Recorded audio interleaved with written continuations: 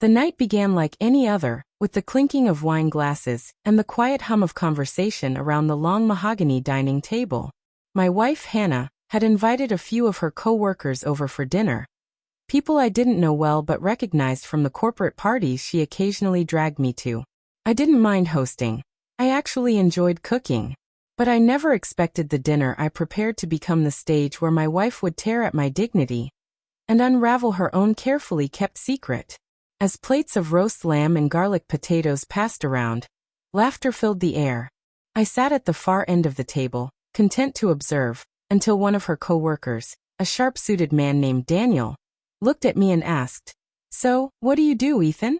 Hannah always says you're the one holding down the fort at home." I smiled politely. "I work remotely in IT consulting.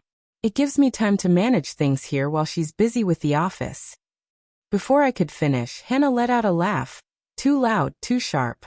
"Oh, come on, Ethan. You make it sound like you're this busy professional. Honestly, he's more of a house husband than anything else. Always at home, always tinkering on the computer. Sometimes I wonder if he even works at all." The table chuckled awkwardly. My face burned. I stared at her, stunned that she'd mock me so openly. "Hannah," I said quietly, "that's not really fair." But she wasn't done. "No, I mean, let's be honest here. All the real pressure, the late nights, the big deals, it's on me. Ethan has it easy. He stays home, cooks dinner, watches TV, while I'm out earning the big bucks." The words hit harder than I let on. I caught Daniel smirking at her comments, as if enjoying the show. Something about the way his hand brushed hers when passing the salad bowl didn't escape me either. I stayed quiet though, because silence can be sharper than any argument. The dinner went on, but her words kept ringing in my ears. She wanted to belittle me, make herself look superior. But the irony was that her pride was about to betray her. Because earlier that week, I had stumbled upon something I wasn't supposed to see. A set of messages on her laptop. Messages between her and Daniel. Messages about that hotel weekend, and how she couldn't stop thinking about it. So as she mocked me in front of her colleagues, painting me as small, I only smiled faintly, knowing what I knew. The trap was already set. Dessert was served and the wine kept flowing. Hannah, emboldened by the attention, leaned closer to Daniel while laughing at some joke. That was when I excused myself and returned with my laptop. "Since we're all sharing stories tonight," I said, my voice calm but deliberate, "I thought I'd share something Hannah might have forgotten." The room went still.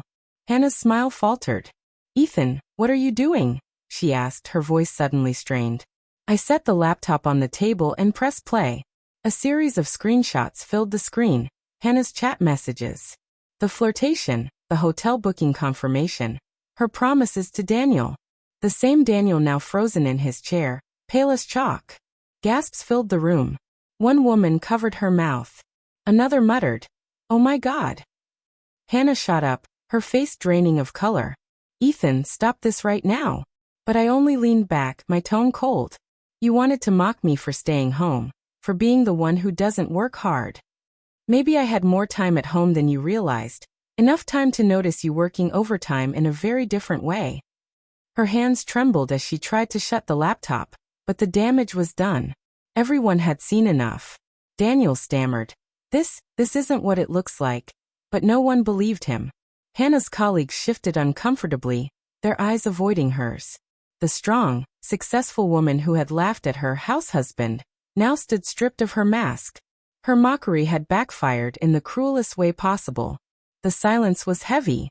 Finally, I stood, my voice calm but edged with steel. "Dinner's over. Thank you all for coming. Hannah and I have some things to discuss privately." One by one, her co-workers excused themselves, their faces full of pity, not for me but for her. The mighty image she had built in front of them had crumbled in an instant. When the door closed behind the last guest, Hannah collapsed into a chair, tears streaking her face. "Ethan, please. I didn't mean." I cut her off. "You didn't mean to humiliate me tonight? Or you didn't mean to get caught?" She sobbed, her voice breaking. "I made a mistake. Daniel meant nothing. Please, don't throw everything away over this." But my heart was already stone. Her cruelty at dinner had been the final push. You already threw it away, Hannah.